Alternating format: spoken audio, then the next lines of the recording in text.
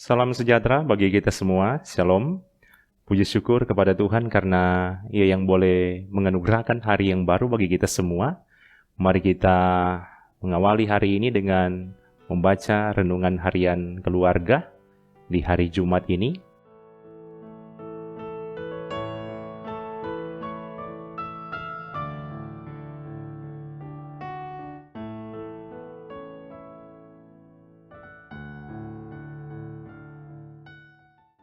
Sebelumnya, mari kita berdoa. Tuhan Yesus firman yang hidup, sungguh kami bersyukur kepadamu Tuhan, karena Engkau yang boleh menganugerahkan hari yang baru bagi kami semua.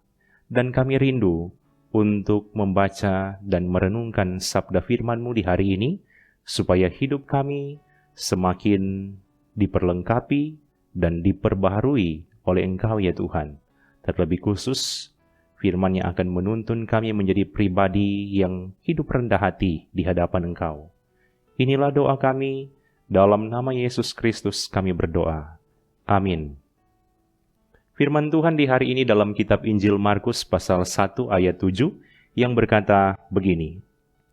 Inilah yang diberitakannya, sesudah aku akan datang Ia yang lebih berkuasa daripadaku, membungkuk dan membuka tali kasutnya pun aku tidak layak.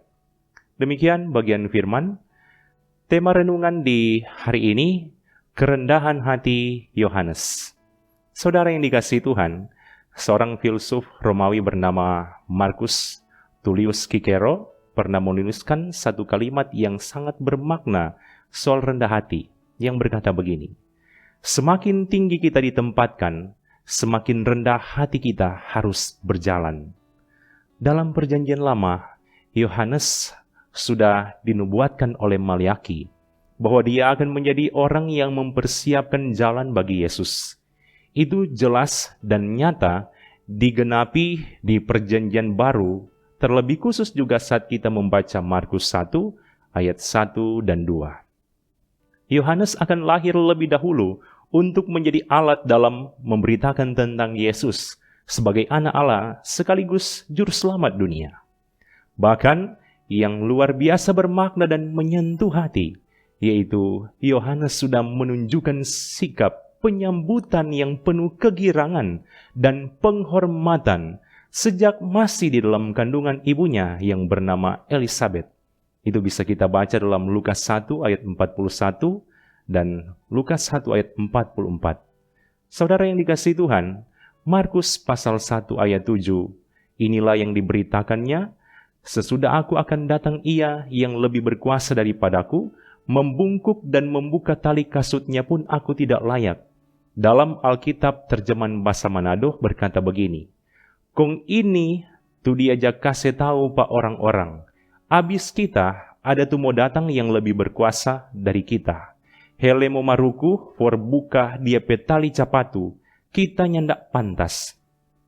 Tindakan membuka tali sepatu kan adalah gambaran hal yang rendah dan dilakukan biasanya oleh pembantu.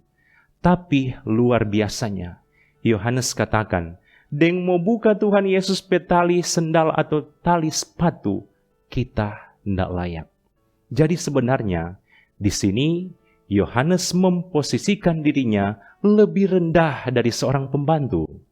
Dari bagian firman ini juga dapat dilihat bahwa Yohanes hendak menjelaskan soal keunggulan Kristus yang maha tinggi, maha mulia, bahkan maha kuasa. Saudara yang dikasihi Tuhan, firman ini juga mau memberi makna penting soal kerendahan hati Yohanes. Saat melayani, tentu Yohanes juga sudah memiliki popularitas yang luar biasa. Tapi yang jauh lebih luar biasa lagi, yaitu kerendahan hati dan rasa hormatnya.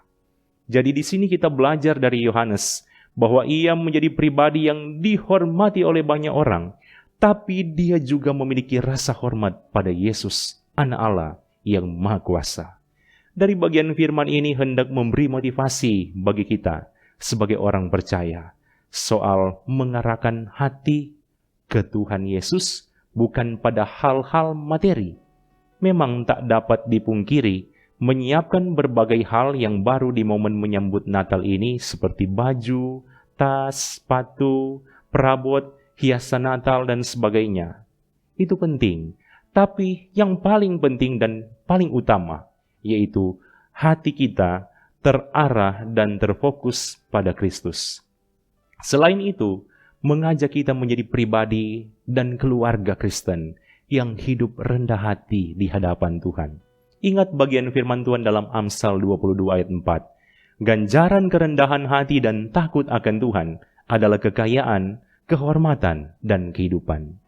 Oleh karena itu di akhir renungan ini, ada satu kalimat bijak yang berkata, kerendahan hati bukanlah simbol kelemahan dari seseorang, tapi merupakan gambaran sikap yang bernilai tinggi di hadapan Tuhan.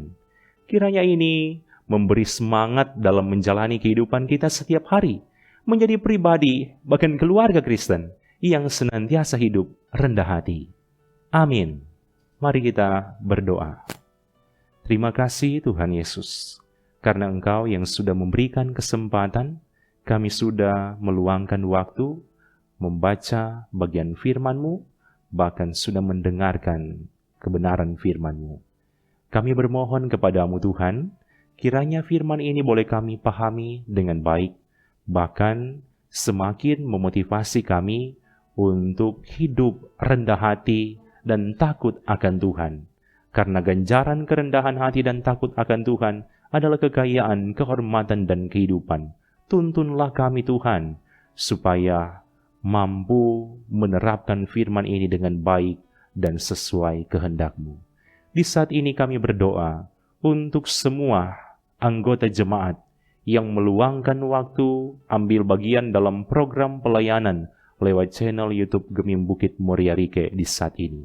Kiranya Engkau Tuhan yang akan berkati mereka semua dalam keluarga mereka masing-masing.